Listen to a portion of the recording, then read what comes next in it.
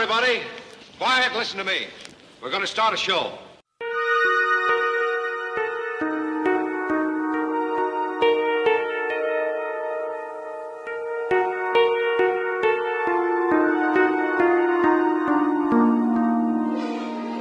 I got to the part where they're in the diner, and then for some reason I just stopped watching it. That's the end of the movie. No! Sorry, the part where Uma Thurman and what's-his-face are at the 50s diner. Okay. I had to stop and think. I'm like, JD, you can go on YouTube and just watch the ending, and you'll have seen the whole movie. It's right within your grasp. Anyway, oh, wait, we're recording. Yeah, sure. Sorry. Anyway, welcome to the Debate Club podcast, everybody.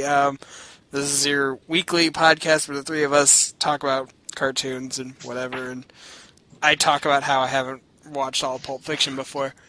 So anyway, as usual, I'm JD. Zed is dead. That is true. I'm Kyle. I'm I'm Kyle. I fucking just said I'm Andy. All right, we've established who everyone is, and so hostile show tonight, right? So for the last couple weeks, I guess for the last 2 weeks, really, because it's October, we've been talking about Halloween stuff, and last week we talked about a bunch of stop motion stuff, and Kyle was... Yeah, we got 2 more stop-motion things. Technically, well, the thing is, this week is it's not so much a part 2 as it's just kind of thematically similar to last week, because Kyle was just spitballing more kind of spoopy animated films we could talk about, and so... Like last week, we've got a film from Laika, a Tim Burton film, and then kind of an obscure film that everyone kind of forgets about a lot. So first movie Tim Burton directed, too. Yeah! So, that's cool. So, I guess we can just jump right into it. I guess we can go backwards the way we did last week. So, you guys want to start with Coraline? Okay. Yeah, it works for me. I mean, we kind of, I guess, because spoiler alert, people, we like Coraline, as far as I know. I liked Coraline. I didn't at first, because... I don't know. Really? No, I'm just kidding. I really love it. Okay, I'm thinking, it seems like right up your alley. I'll be honest, I didn't... It's not that I didn't like Coraline, it's that I refused to watch it because, No, it was because I just had a lot of friends in high school who were just really up Tim Burton's ass, and this isn't a Tim Burton movie by any stretch, but it's just they had that kind of fandom for that kind of style of film. If it's stop motion, it's got to be Tim Burton, right? I actually have a lot of friends who believe that, and it makes me sad, but they were just going on about, oh, this movie's so great, you need to see this, and I'm just, it kind of just killed any enthusiasm I had for it, but... I had friends that still think Anastasia is the best Disney princess, so I mean... Oh, God. Some people are just kind of dumb. No, but, I watched Coraline finally in, college, and... Yeah, I probably should have just given it a chance earlier, but, whatever. So, what was Coraline about, everybody? It was a Neil Gaiman short story that he wrote that got adapted into a movie by Laika. Yeah, this was Laika's first theatrical film too. And I think that was good for him because I think since they didn't have to worry too much because Coraline was already an established thing, I think that kind of gave them sort of a leg up instead of trying to do something original, because that seems to be a struggle for them to get stuff like that noticed. Yeah. Sorry, Kyle, you were about to say something. Oh, well, back when Borders was still a thing. You remember Borders? I think they still exist, technically, unless Barnes & Noble bought them out. I don't know. Anyways, I saw Coraline as a graphic novel, and I always thought it was a graphic novel instead of a book. Oh. So that's pretty sure it's like... Well, I mean, that's why it's oh, shit. But Yeah, it's a novella. cool. That's fancier. Neil Gaiman I'm is kind a of famous pissed. I'm kind of pissed because that's one movie I actually didn't see in theaters, and I really wanted to, but I just never got the chance to. Oh. Yeah, I didn't see it in theaters either, so you're not alone in there. I did, and I was very happy to. Yeah. It was a date night movie. Aw, was it with Shauna? Yes. Aw, that's adorable. You guys have been dating forever. Yeah, pretty much. Aw. But yeah, we saw Coraline, and I really enjoyed it. I think it's... I kind of forget that it's Leica because it's based off of something in a lot of cases, and I'm used to them kind of doing their own sort of original ideas. Box Trolls wasn't there? Yeah, Paranormal's the only one original. Box Trolls is based on a book. Really? Oh, Yeah. well, shame on me then. I I still have not seen Box Trolls. I'll be honest, I did not really care for Box Trolls. Everyone seems very I mean, it wasn't bad. It was just kind of after Paranormal and Coraline being so good, it was kind of a letdown. But we're not here to talk about Box Trolls. Let's talk about Box Trolls. No, let's not. We're talking about Coraline. Coraline, for anyone who hasn't watched it, is about this. I think she's 11 or whatever. Coraline, her parents moved to a new home in the middle of nowhere, and she finds a secret door in the new house. It leads to this other dimension that's infinitely better, but is not better. Why is it every time you explain the plot of a movie, you make it sound like the most labored thing in the fucking world? No, man. I swear to God. That's just how I talk, Andy. It could be the most... No, I've heard you get excited and passionate about things. Because it's like I'm trying to summarize an hour and a half's worth of plot into like 30 seconds. It's not that hard. It's seriously not that hard. Alright, okay, fine. I'll try to get a little more excited here. I mean, God, at least sound like you were excited. I am excited. I thought it was really cool because I never read the Coraline book. I think some people I don't think a lot of people did. I think a couple people had to, like, in another class had to read it for school or whatever, but yeah, so like Coraline's got this kind of, her parents are kind of neglectful, not in a like bad way, they're just like very busy. She or doesn't feel like she fits in. Right, and Well, yeah, and then for at least from what I remember, not very much explained.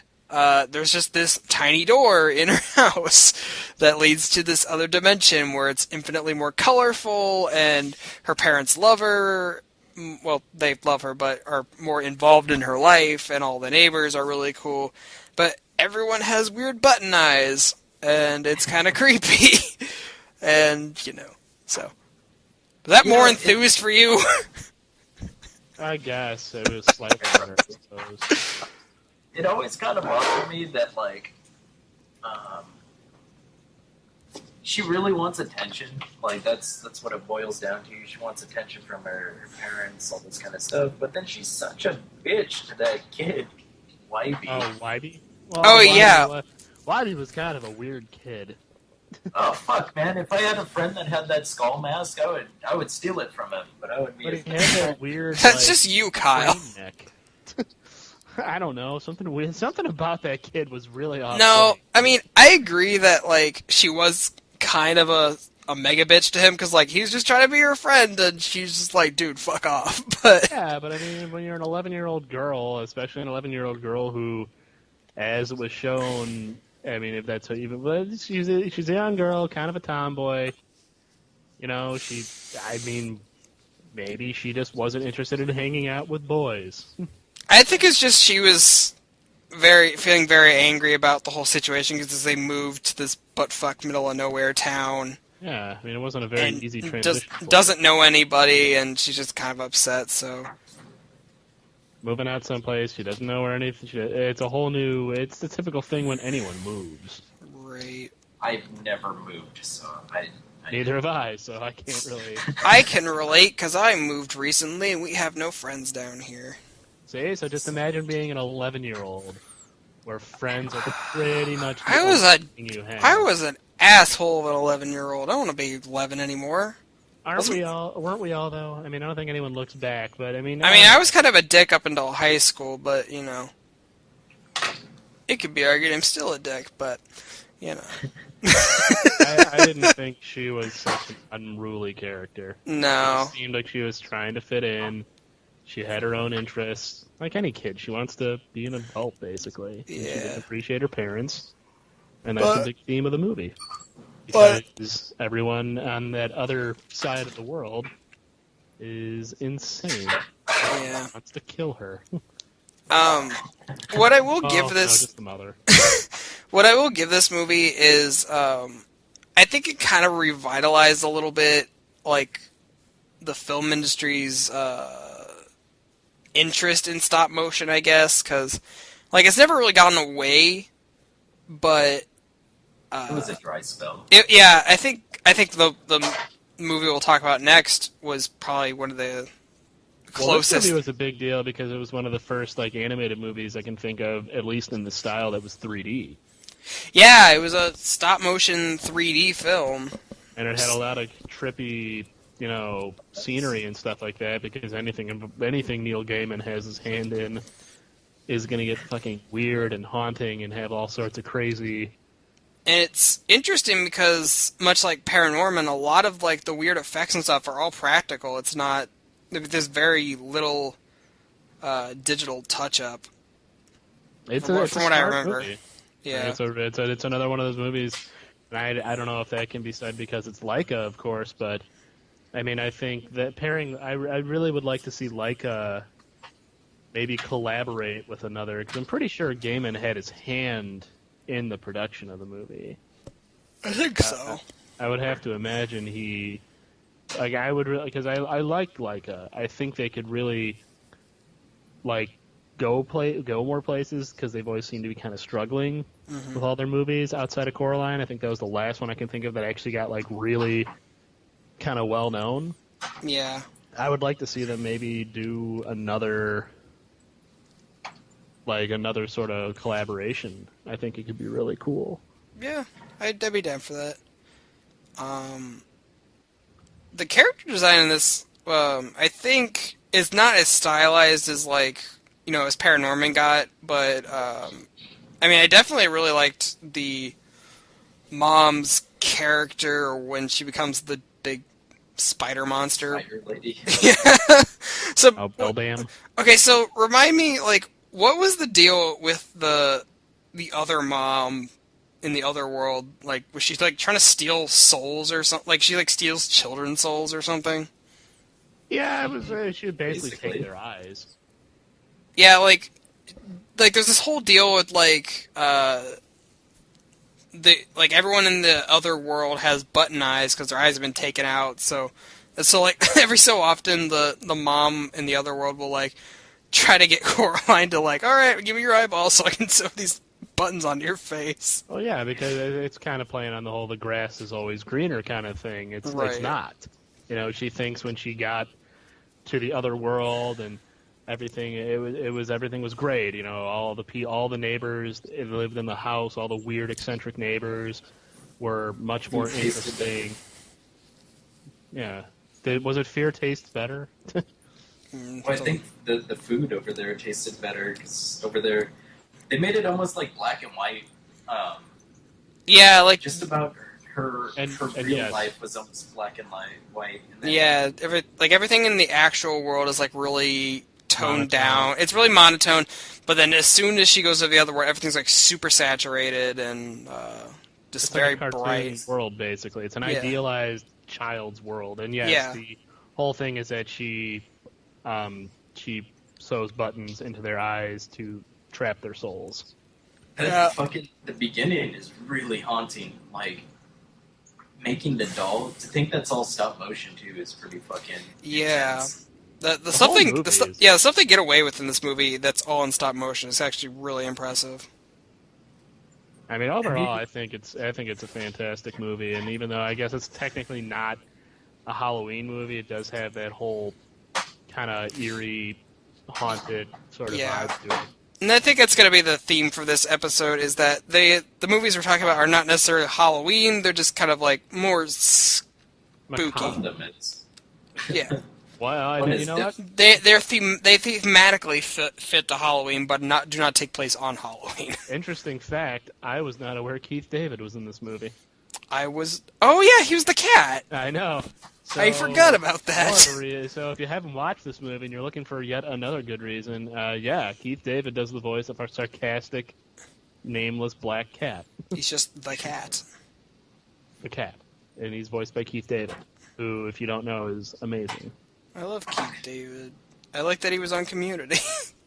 I just like Keith David. I don't know, I'm very proud to have a signed They Live poster by him. I wanna, isn't like, in Saints Row 2 or 3, there's an option, like, it's like President Keith David or something. I know, in Saints Row 4, he's your vice president. That's amazing. I think I talked about Saints Row 4 when I was doing my memoriam for Roddy Piper. I think so. Yeah, you did. Yeah, I remember that now. Yeah, you did mention fucking Vice President Keith David.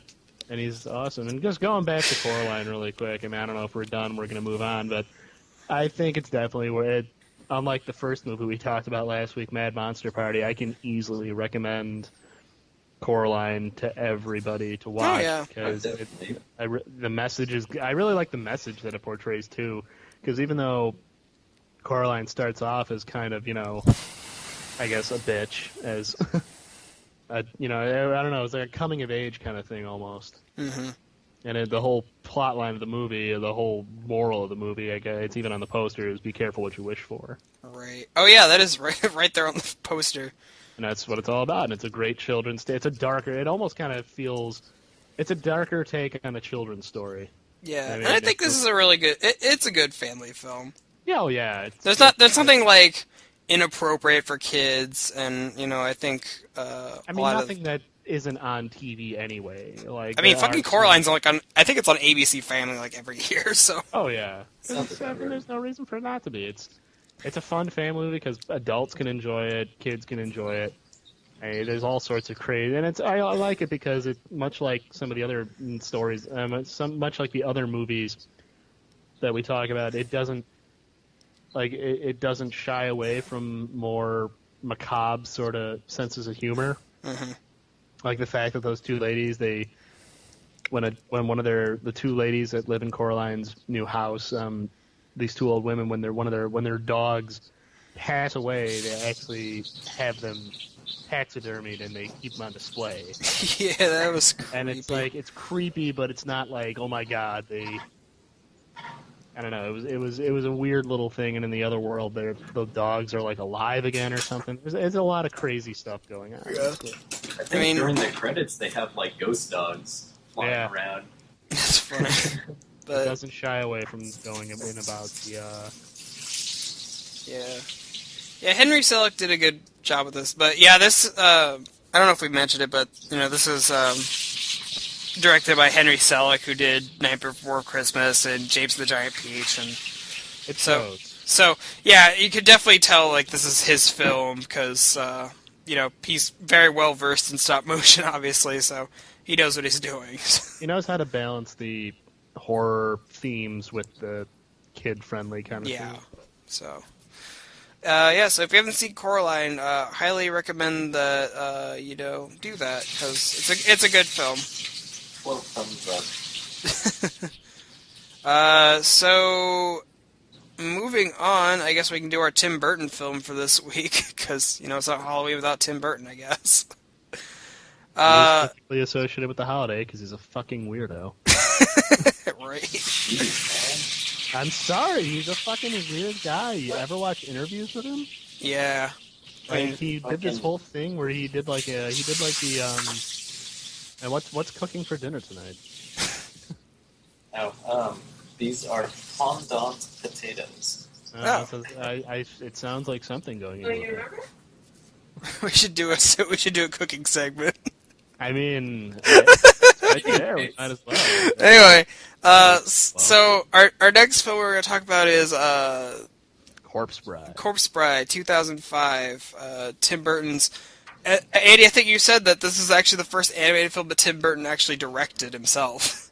Yeah, I mean, a lot of people assume Tim Burton created and directed Nightmare Before Christmas, but as you mentioned earlier, it was Henry Selick. Tim Burton was more like a Producer like and story guy. And yeah, this Corpse Bride was essentially his own thing that he directed. Yeah. So I'm going to need you guys to remind me of what the plot of this movie is, because I don't feel what I have in my head is completely accurate. Well, from what I remember, yeah, you go on, Kyle. You got this one. well, from what I remember, it kind of made me mad, just the plot alone. But basically, the main character is going to marry a girl. He loves her and all this kind of stuff. So I think he runs out on the wedding or something, or he's really nervous after meeting the parents. So he goes into the woods and he's like pretending to build up his confidence and stuff. And he puts the ring on a tree branch. And then it turns out like the tree branch is actually like this gnarled frozen hand. And then this skeleton zombie woman accepts his marriage proposal because he basically said everything he needed to. Voiced, of course, this zombie lady is voiced by Tim Burton's wife, by the way. Right. And the main character is Johnny Depp. I'm seriously, like, it's popped up on Tumblr as a joke so many times, but I'm seriously convinced that Tim Burton is just, like, slowly trying to ease his way into a three-way with them. No, that's their son. Oh, yeah.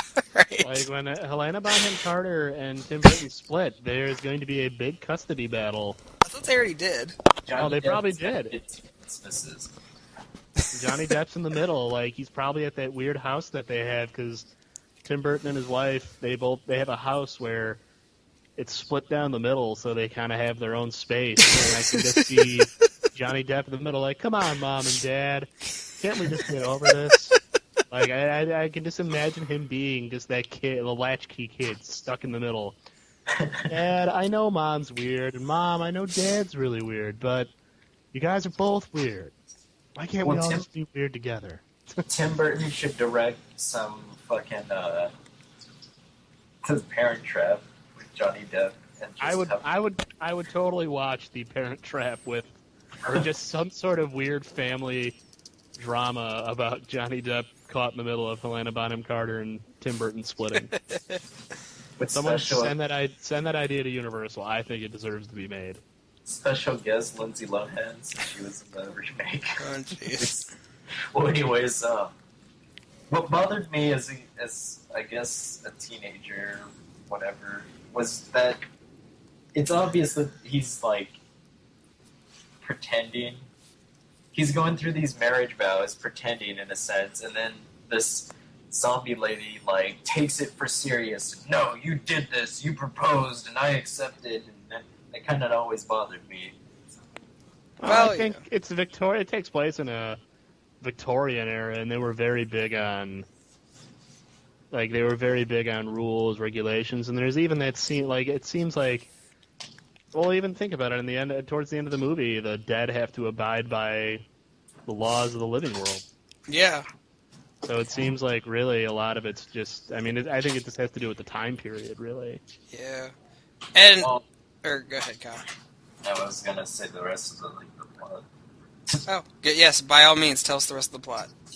Well, anyways, he goes down to the world of the dead, and he's kind of like the fugitive over there, I guess, in a sense. He tries to go back to the land of the living. He meets like this shaman-type skeleton, which I always thought was cool. He had like a fucking scalp bullshit going on. I don't know, he was like pulling inside of his skull. It was like coming apart. Yeah, but, I really like that the whole like the whole part of the movie where he's just in the land of the dead was actually like my favorite part, because I love like everyone's a fucking zombie or a skeleton down there. The scat singing zombie, or the scat singing skeleton that has one eye was Danny Elfman. Right. It was based off of I think it was based off Sammy Davis Jr. Oh, okay. I always like that. That was really It's good to see Danny Elfman having fun after his fight with Sam Raimi. What do you do with Sam Raimi? Well, actually, Spider-Man 3 came out, I think, after Corpse Bride, if I remember right. But Sam Raimi and Danny Elfman split and got into a huge argument during Spider-Man 3 because Danny Elfman didn't like how Sam Raimi was. I don't know. There's a whole fun thing to look up. It's pretty funny. Well, not funny, but there's a lot of tension on the set of that movie. Well, all right then. Yeah, I always liked him because he was a redhead.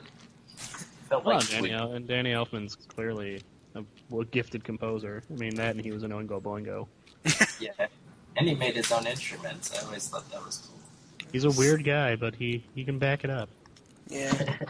Well, anyways, what was the deal with the quote-unquote villain? I forget what his role was in the movie. He just wanted to marry, because the whole reason...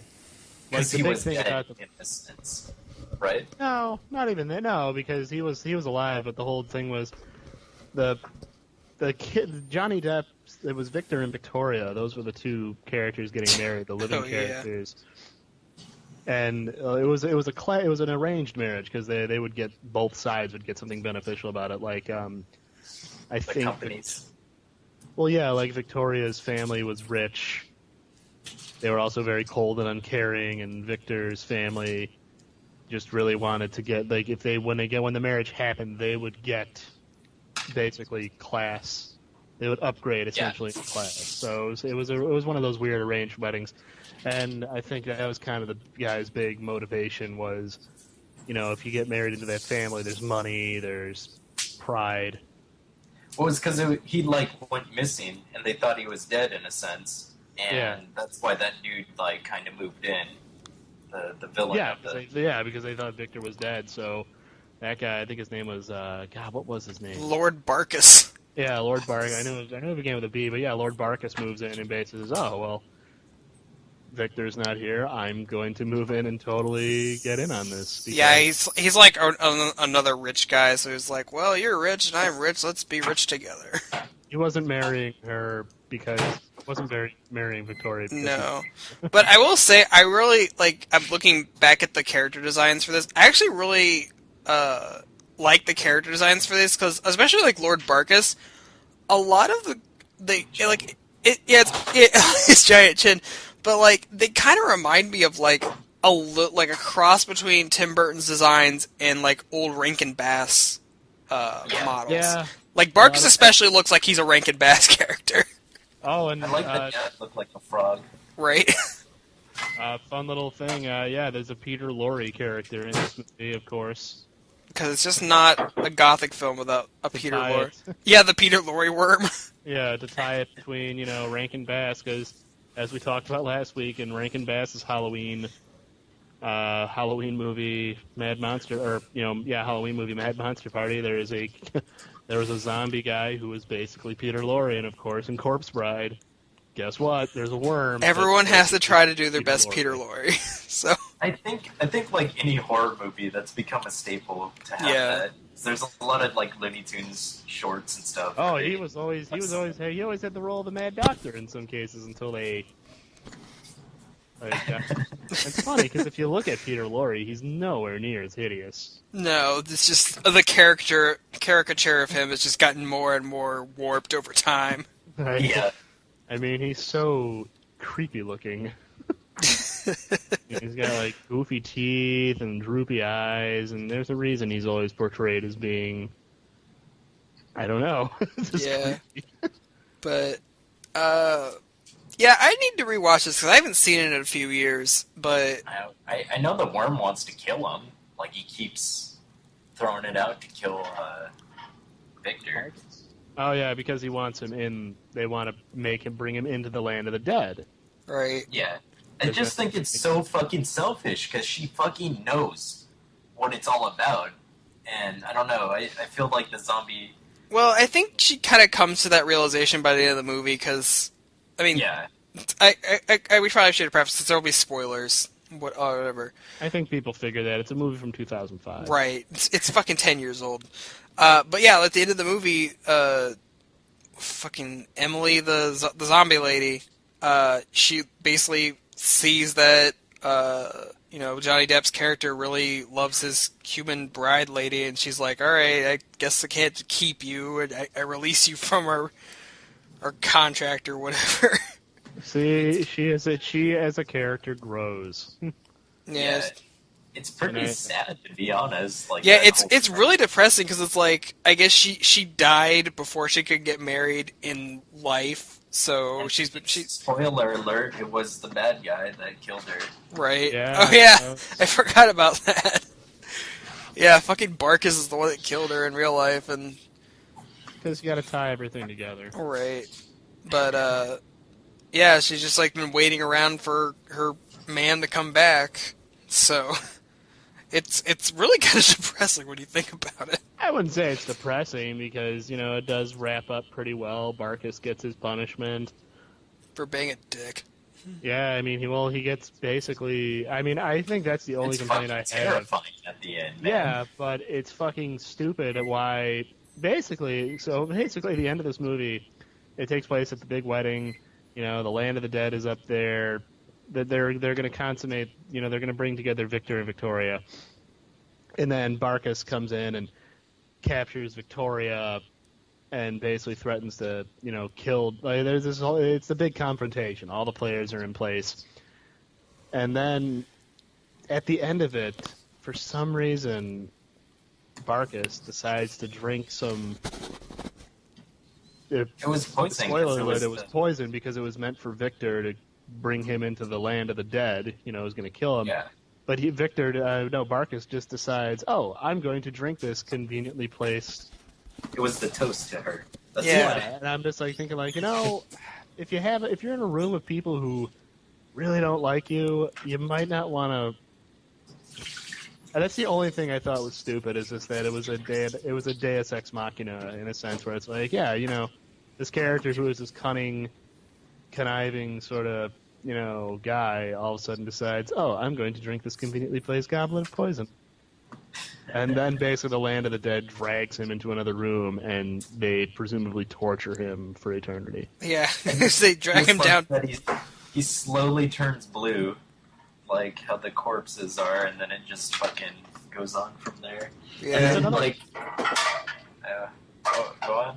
I was going to say, it's another one of those movies. They don't shy away from portraying death. It's very similar to how Paranorman, it was very matter-of-fact. These people who died awful deaths, like the Napoleon guy had a sword through him and stuff like that. It was just like, yep, here I am. Death is a thing, we move on. Yeah, death happens. I thought it was kind of dumb at the end. She, explodes into butterflies. She was butterflies the whole time. And, She really wasn't the corpse bride. Yeah, and it showed everybody's still dead and everything. They're fucking torturing the bad guy, but she just turned into butterflies. Well, it was just weird to me. I always thought it was like she's kind of like ascending to like a new plane of the dead world, I guess. She's going to heaven, Kyle. It was poorly developed symbolism. It was meant to because butterflies are often associated with good things. Yeah. I mean, don't get me wrong; it made no sense. I thought she turned into moths or something. No, they were butterflies. All right. I mean, it's weird. It makes.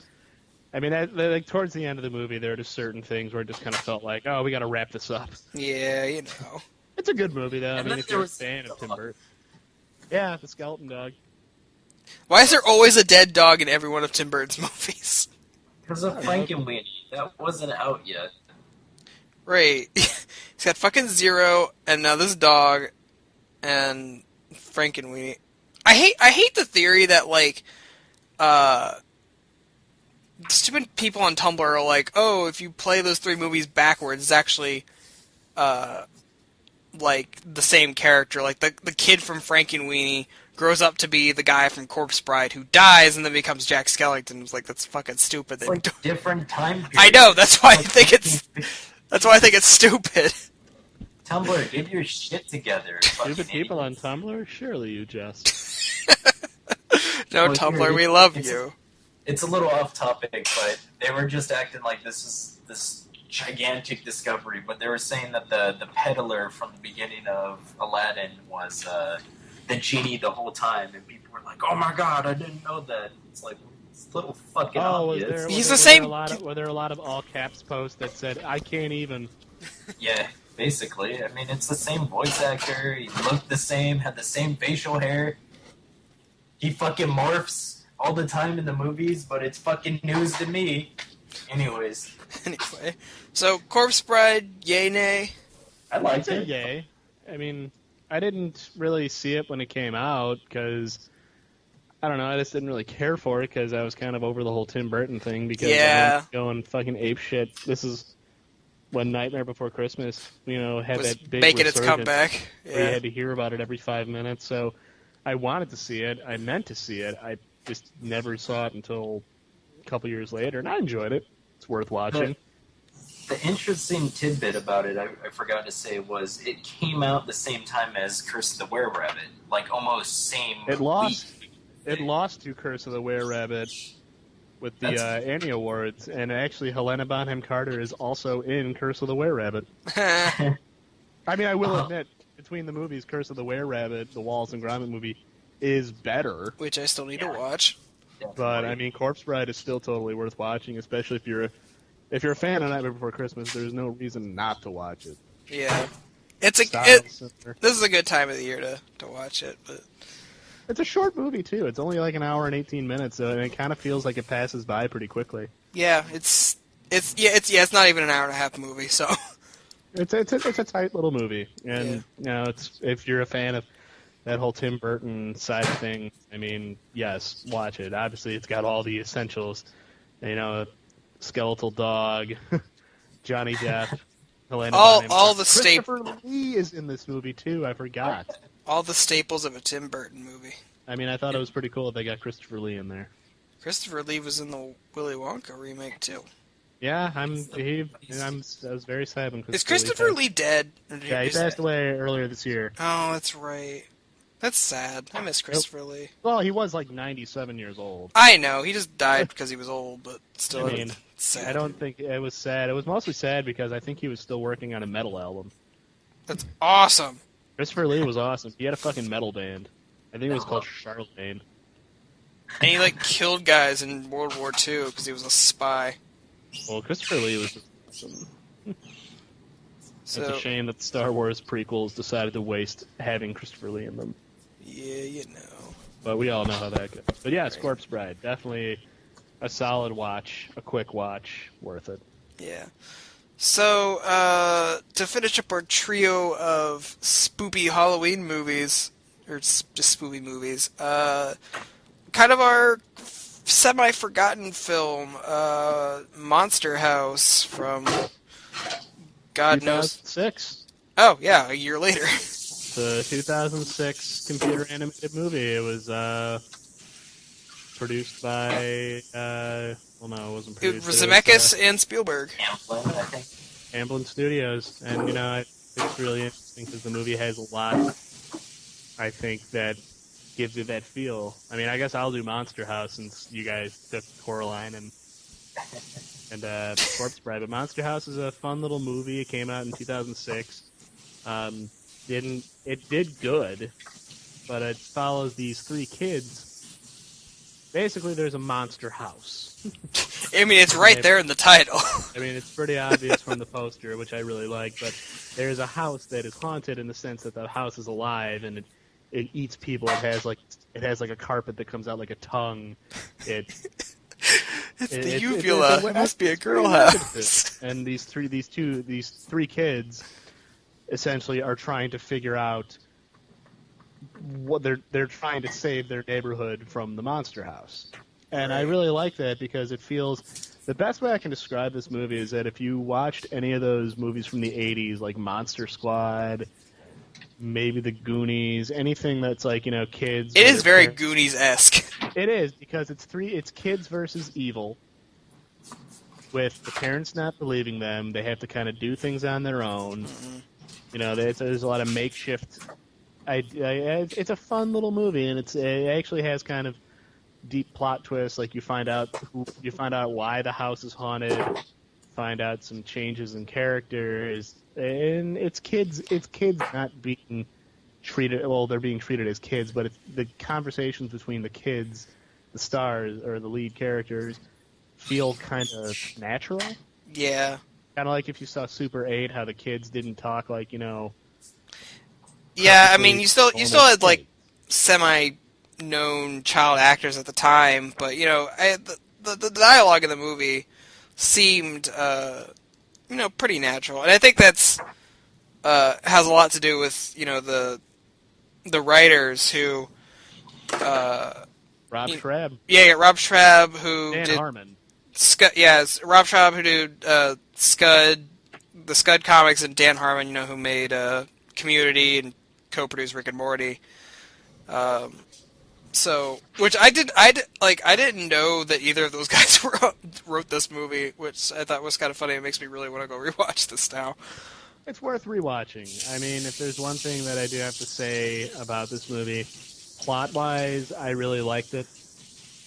I think it's totally worth watching, as I said, especially if you're a fan of like the Monster Squad, Goonies, those 80s sort of like family horror movies that seem to kind of get cult classics. I would probably compare it to Monster Squad the most. Yeah, I think it's a more fair kid-friendly comparison. Monster Squad because it's actually got some kind of dark elements to it. Yeah. But the animation did not age well. Yeah, if Kyle, you were going to say something. What's up? Oh, yeah.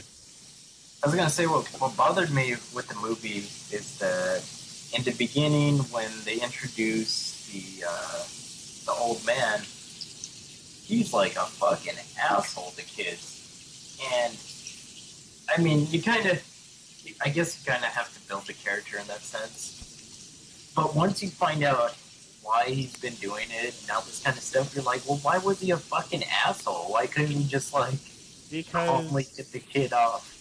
He fucking stole her bike and then broke it and then was like, fuck off, and made her run and scream and all this kind of stuff. It was fucked up. Dude, shame on me, but I kind of glossed over that. But basically, the Monster House, the way the movie starts off is there's this guy named Horace Nevercracker who lives in the Monster House, and as Kyle so eloquently stated, he's an asshole. He doesn't want anybody, kids especially, coming near the house. And he basically does things like, takes their stuff, breaks it. He wants the house to be basically one of those places kids especially stay away from. And so what happens is he has a heart attack and ends up in the hospital. And during that time frame, the house kind of starts to do things on its own. Well, they think he's dead, and they think that he's haunting it. Well, they basically just assume something is amiss. So these three kids, start to try and defend the neighborhood. Like you do. Well, yeah. I mean, that's where that whole Super 8 Goonies kind of vibe comes into. And, there's spoiler alert. I mean, we've already gone over that. Towards the end of the movie, it turns out Nevercracker did not die, and the house is actually possessed by his dead wife, who was a freak show performer who was known for her obesity. Huh. And she hated children because children made fun of her. Aww. It was just funny because a lot of the voice cast, I didn't know that, it was Steve Buscemi. Yeah, there's a lot of, notable... Jason Lee, Kevin James, I didn't know, and... Nick Cannon. Like, Kevin James, I didn't get. Steve Buscemi, did not get. But, I fucking, John the Heater's. John Heater. Heater. Yeah, John Heater's in here. I immediately heard his voice, and then his wife, Kathleen Turner, instantly knew her voice, right off the bat. That's fucking her. It's Jessica Rabbit. Of course you know that guy. well, yeah. Oh, Anyway, Roger Rabbit's your favorite movie, one of your favorite movies, too. it is. And she has a very sexy voice. Except when she's voicing a character known as Constance the Giantess. Well, yeah. But I don't know. I thought the twist was kind of cool. That it turns out Nevercracker was trying to keep kids away from the house so the house wouldn't eat them. I mean, Sure, it seems like kind of a random sort of like twist, but it's a kids movie. Right. But I'm also the same guy who complained about how silly the Deus Ex Machina was at the end of Corpse Bride. So, I mean, I don't know. Maybe that's just me. I thought it was so funny too because his house gets fucked up, it's gone, and he's like, man, it was a prison for 45 years, and then they're all happy at the end. I'm like, dude, you're homeless. Like what the fuck? Yeah, but he can go live somewhere where the house won't be constantly trying to devour people. I'm sure that dude didn't have any money. He probably after the army, he had nothing to do. He didn't do shit afterwards.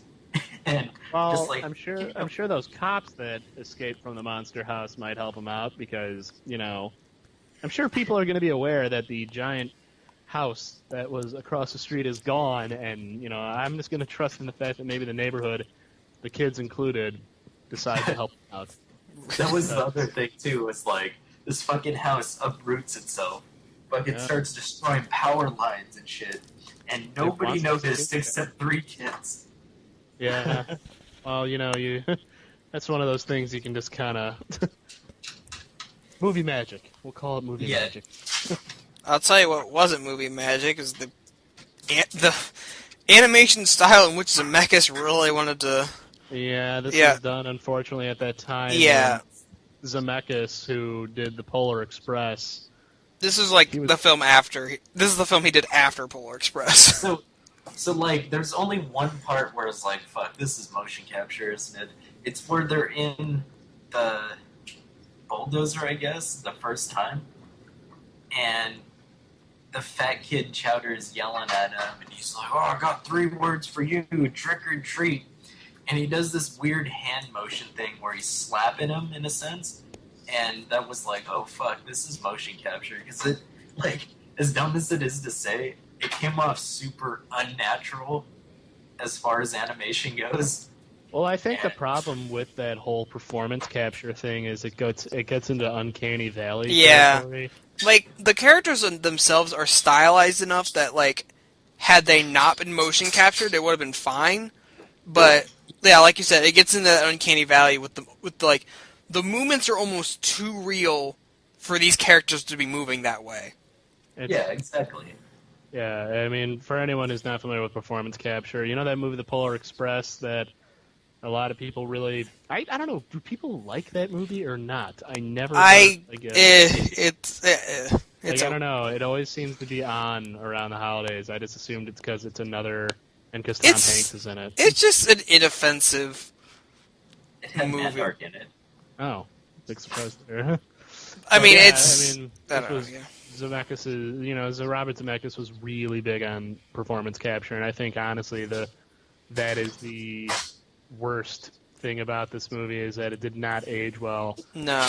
It can be very difficult to watch because, as these guys have mentioned, the unnatural movements, the fact that some characters, it's clear they're supposed to be stylized, but they're trying to be real. Yeah, it was one of the reasons why I really didn't like the Donkey Kong Country show, too.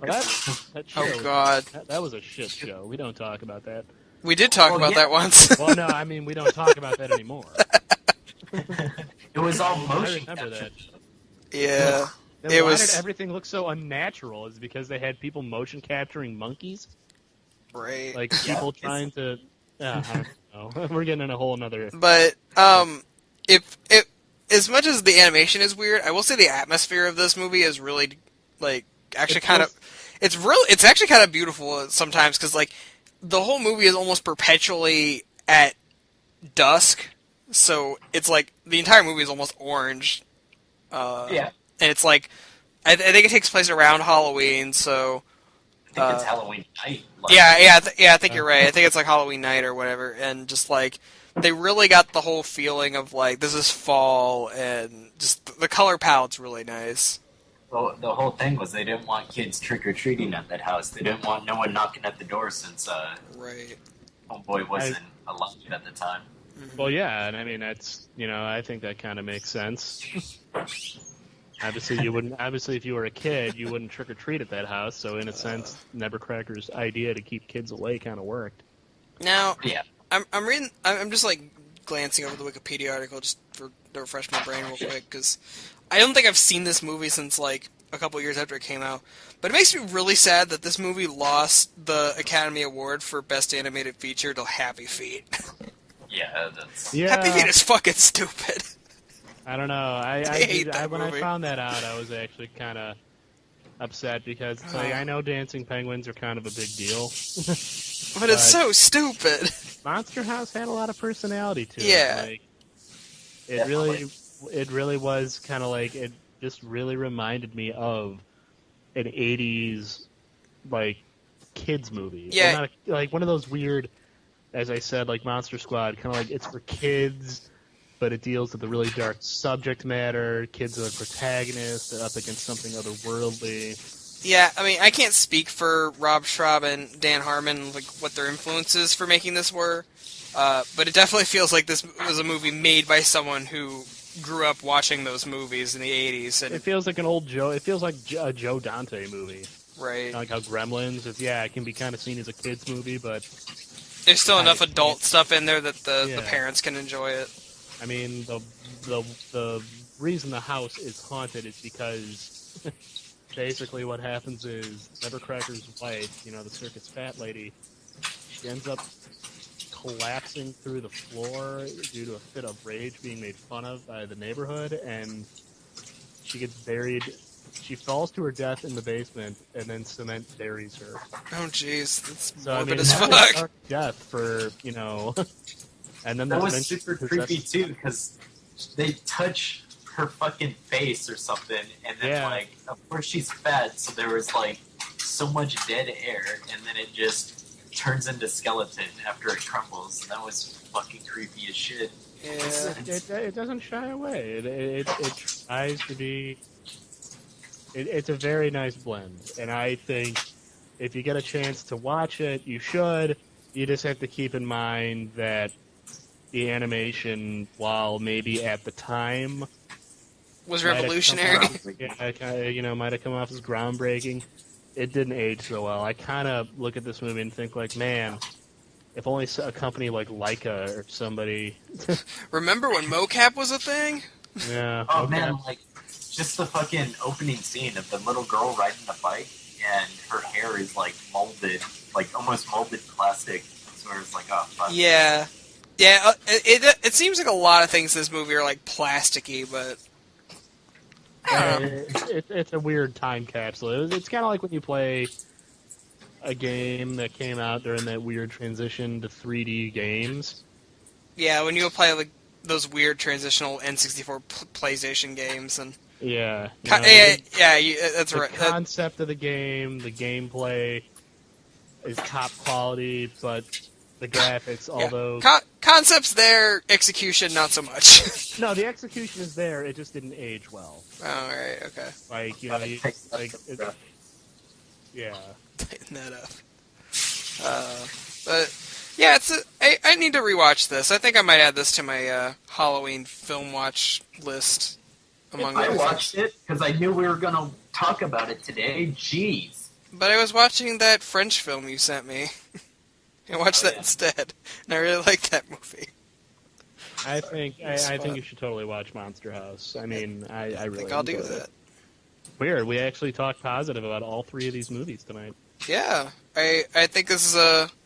Well, let me ruin that real quick. Oh, jeez. Well, we expected this, so don't worry. We prepared. prepared. It was alright. It was. It was. It's either an inoffensive movie or you really liked it. I mean, I don't think there are people out there who just look at this movie and be like, God, it was an abomination. It never should have been made. I will say the fat kid was the most annoying fucking character. Yeah. Every movie like this had it, though. Yeah, you always had that really fat kid who's he's Yeah. the big positive fat kid. Comedy relief. I didn't. Yeah, he's the comedy relief character basically. I mean, I will definitely say that, crap, what's the kid's name from Paranorman? Oh, Neil. Yeah, I will definitely say Neil was the more but even he was kind of an asshole. Yeah, Neil wasn't an asshole. He was just He had tendencies that really made you think, wow, what a little shit. really. I didn't get that. Maybe I'd have to rewatch it. Yeah, Neil was guess. like fucking Yeah, but positive he- the entire movie. He was more likable character than Chowder. Yeah, he was, yeah. From what I remember, that the fat kid in Monster House is. But that's why he's, I don't know. It makes sense to me. Yeah. So, yeah. Anyway, good time. So, do you guys have any final thoughts on these films that you'd like to share with the people? I would like to know. Well, how I wrote a different- speech. Oh, do go on, Kyle. I wrote a 3-minute speech. 3 minutes. Do we have time for 3 minutes? I Sure. could stretch it to 5 if we had. I mean, if you want, this can go on as long as you want. We're having salmon tonight. Salmon and Tilapia. Fun. tilapia. I'm sorry. We're And it sounds good. She's been really working hard on that. Potatoes and stir it. she's slaving over a hot stove, and I'm not gonna eat because I already ate earlier. God, man, she's been working on that for like the last Hour. 25 minutes throughout this whole podcast. You fucking bastard. Jeez. Sorry. Andy, do you have any closing comments for us? Not gonna be good tomorrow. No, I guess really my closing comments would be watch any of these 3 movies. Yes. And it's ironic because, as you mentioned in the beginning, I mean, these movies didn't even come out around Halloween. I think Monster House came out in July. When did Monster? July 21st, 2006. Shit. Yeah, that's weird. Why would you put a movie set in the fall in the middle of summer? Because Happy I don't Feet know, probably and came out around Halloween time. I have no idea when Happy Feet came out. And then, Corpse Bride came out in September, so that at least kind of... Yeah, like, release your Halloween films, like, late September, that way it'll dip into October. Oh yeah, I guess. So who's the? You said it's Henry Selick. Yeah. What about Henry Selick? Coraline So he came out in just- February, just to give you guys a heads up. Yeah, that was... I guess he like pissed off a lot of people today because I guess he spoke out about Nightmare Before Christmas. He Oh, said that it is a Halloween movie. It is not a Christmas movie. It is a Halloween movie. So I guess that pissed off a lot of people today because that I guess news broke out about that. okay. I mean, I'll admit, I do think if I'm gonna watch it, I'm gonna watch it around Halloween. I'd rather watch it at Halloween. I think you can watch it either or, but I think if we could only put it into one spectrum, yeah, it's Halloween because. But like Disneyland, it's always like beginning of October to maybe January. They always have like their Nightmare Before Christmas stuff out, but they're just like Christmas, blown the fuck out. It's a Halloween movie, making fun of them. So I thought that was kind of funny. He just has really strong feelings about that. So, unless you guys have anything else, I think that about wraps it up for... Oh, hold on, I got it. Jesus Christ, Kyle. Thank you everybody for listening to the Ink and Paint Club this week. I hope you, if you haven't already seen these films, maybe our kind words about them will coerce you into going to seek them out.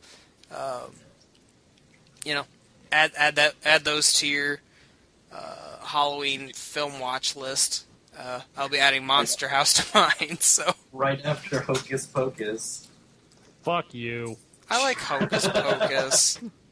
like we've said a million times, the only time Sarah Jessica Parker's been hot. So. Yeah. I could just do without ever seeing the movie ever again. Matthew Broderick was like, I'm gonna hit that, and then years later... He's still doing that.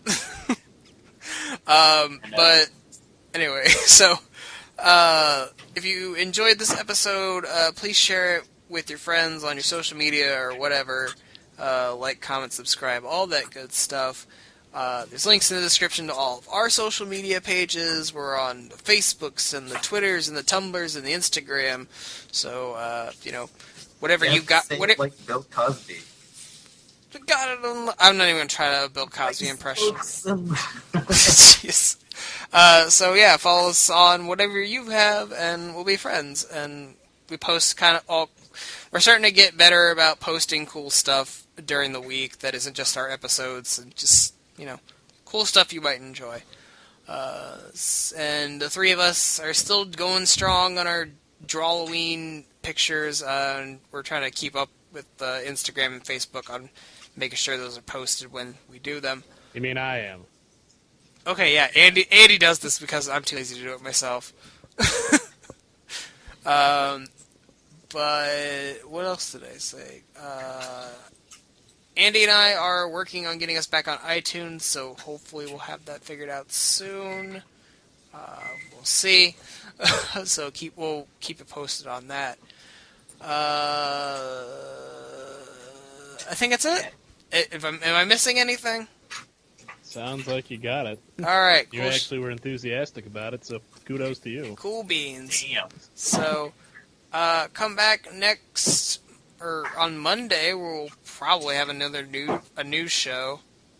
Because I think 2 weeks. If anything happens. I mean, this stuff has happened. It's just not enough to do a news show this week. So we've been kicking around the idea of like maybe making the news show an every other week kind of thing.